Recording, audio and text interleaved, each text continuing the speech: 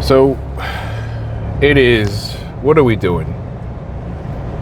I'm getting off work and it's June 24th. Early, well, it's after midnight. So it's June 24th. Afternoon shift, right? The swing shift. Man.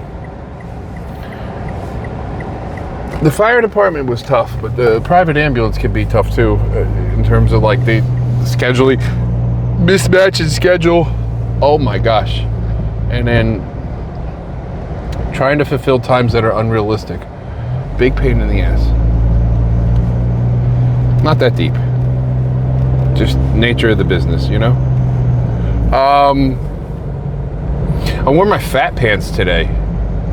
What's my fat pants? I'm wearing the pants I wore when I was 290. And why did I wear them? Because I had my regular pants right next to them. I wanted to wear my fat pants today to see how far I actually came. Because I'm training to be a competitive bodybuilder, but I got a long way. But I've come a long way. I went from 290 to 227 on a normal person's standard. That's incredible, right? But because I don't look at the small wins enough, I gotta start looking at the small wins. Like, yo, dude, you did like a whole 180. You pack your food. You have a wife now that works out and has the same lifestyle as you. You put your faith, your kids, and your family first. You're so obsessed with your wife. You're so obsessed with your kids. You love the Lord. That's it. You need to pay attention to the small wins, man. That little voice told me. I call it the Holy Spirit. And it said, yo, pay attention to what little blessings you have along the way. You have your health. You may not think it, but you kept praying to me for 239 by December 31st. Now you're in your 220s. Yes, my goal is to be 184 so I can hit the classic physique stage. And I'm 227, so in comparison, like, whoa, you look morbidly obese, but no, I really was morbidly obese, you know? And according to the BMI, the city of Philadelphia goes by this chart from 1967 and adds 10%.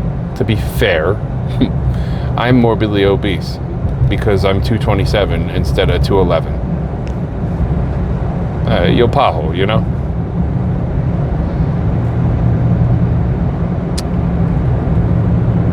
I wore my fat pants today. I worked all day on my fat pants. With the fat pants, right?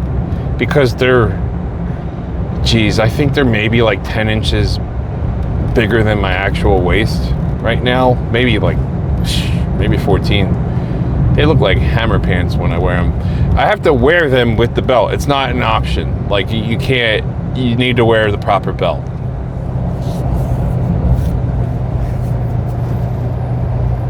It's inspiring. 1. 2, when you wear baggy clothes, you're kind of covering up your physique, which is like my be-all, end-all goal. I don't like wearing tight-fitting stuff to work. My job is my job. I don't want to be known. It's really poorly hidden because people notice, but I don't want to be known for being, quote-unquote, the big buff guy, you know? It's getting harder to hide, but I don't want that to be my only identity, especially when I'm working. not something I say forefront that I have a YouTube channel and a couple business related pages that follow my fitness journey and philosophy, and if you want, I can be your coach kind of thing. No, I don't say that when I go to work. It's very limited to the people that I do share that with. So if I did share that with you, it's because I trust you. People on Facebook, they get to see it firsthand, because I share a lot of my content on personal Facebook to try to redirect them to the Code Red Focus pages, because Code Red training is, can someone go to a bodybuilding competition and help his peers along the way as a first responder? I say yes, and I've been saying yes for a while.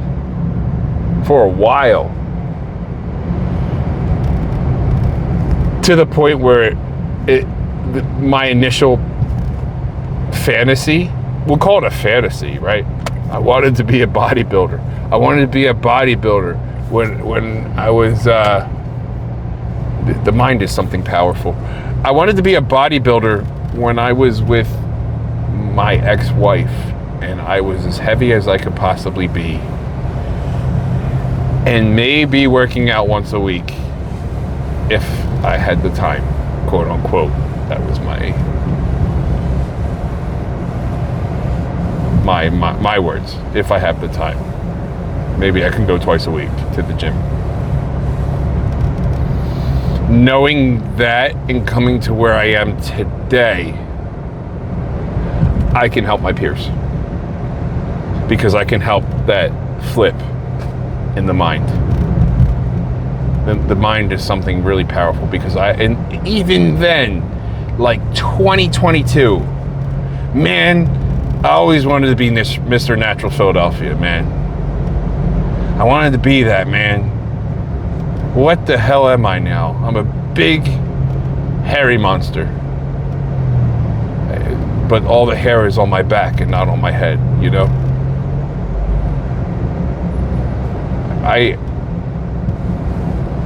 I thought that, like, in my first marriage, like, when I was big, unhealthy, I'm like, man, something needs to change. Something needs to change. And I'm not here to talk bad about anybody. I really don't want to talk bad about anybody. But man, even at my most grossest, and like, you know, you already signed the papers for divorce. Like, even at my grossest and fattest and most nasty, I thought, I'm gonna turn my life around, and I want family. I want my kids, and I want a wife that I can be the better man for, right? I say this all with respect, of course. I'm not disrespecting anybody. But man, you really put your mind to something, you can really make it work. And it doesn't always work. Like, okay, you can really make it work, but like, okay, like you have, this is again, this is not meant to offend anybody, especially my kid's mom. But you know, like, sometimes there are things beyond repair, and you know, you have a divorce under your belt. That's my example. What else is there?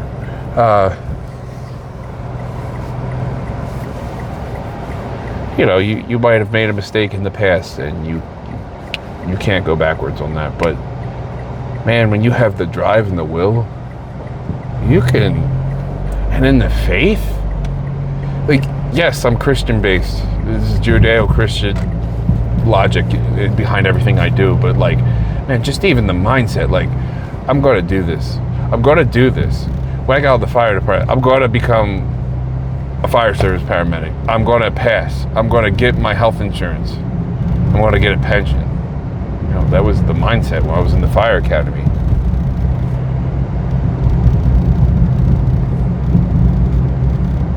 When I was getting divorced, separated, the nails were already in the coffin, so to speak. Not again, I say things with respect. I had in my head, I'm gonna be handsome again. I'm gonna be a good man. I'm gonna fight for family. I want a family. I want a wife that can love me for who I'm going to be. I want to be something different. I want to change. I didn't want money to be the forefront anymore. You know, these 24-hour shifts, they take a toll on you.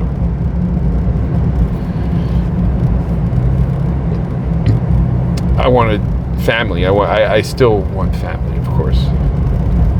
My wife and kids are my everything. They're my universe. And my closest friends, I don't see them anymore because, of course, I'm in my 40s and working all the time, but I hold them pretty precious to me because I don't really have too many friends.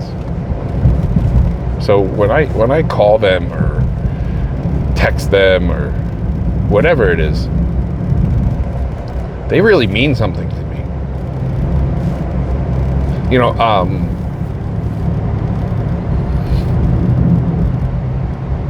it was, maybe a month ago now,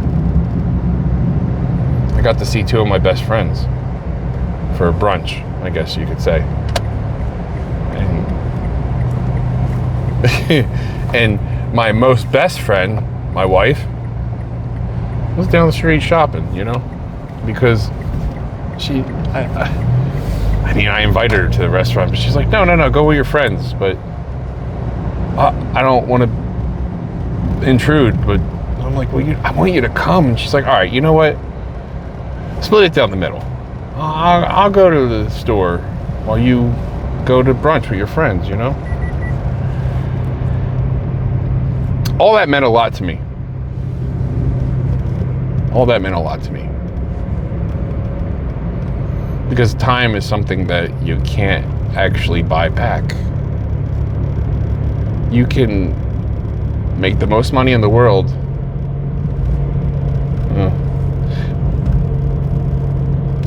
But what is it when you lose your marriage? What is it when you lose your health?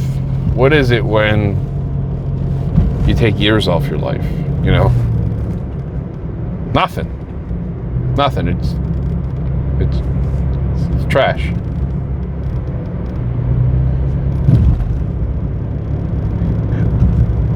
I want to inspire my peers that do the same line of work I do. And my demographic is people around my age. It can be people younger than me. It can be people older than me, but we're in the same socioeconomic bucket, right? We're out here busting our butts, trying to make ends meet, while trying to be something different, trying to be something better.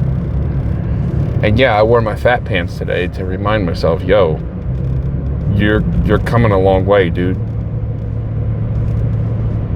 And I don't know. I take solace in that. Yes, I'm on a journey. I'm on a journey to become a bodybuilder. I want to be in classic physique because I'm not nuts. And I want to stay within reason. And that's a healthy place to be. Open, scary, and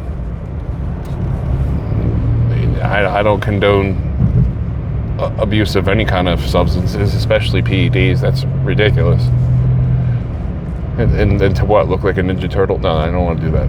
I like the V-taper. It's really nice. But the bigger thing is, like, you're not going to be the champ when you go on stage the first time to a competition. No, of course not. You're going to be... how many people are going to be up there? You know, maybe you're going to be 15th place of 15. Guess what? I made it up there. I made it up there. I made it up there working a crazy schedule with a whole backstory of building muscle but always being fat, right? Then I changed. Then I leaned out. Then something switched. That's what this whole Code Red is. Like, it's a training. Yes, it's a training. It's a lifestyle. It's a lifestyle. It's not a quick fix. It's not a Beachbody program. Sorry, I'm not trying to talk trash about Beachbody. I like the T25. That helped me get down to academy weight 11 years ago. But, no, man. This is a lifestyle that I'm living, that my wife is living. And I want some of my peers to be inspired to live that with me if they're willing. And even if, like, people don't want to subscribe to the whole idea of Code Red, they can see that, okay, there was a first responder out there that took his life serious, took it by the reins, rebuilt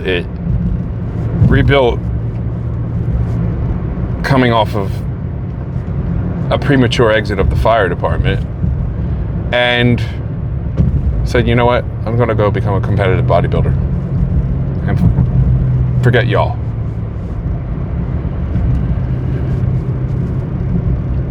That's my story, man. And I'm going to keep documenting this as I go. So I hope you all have a beautiful night. God bless you all right?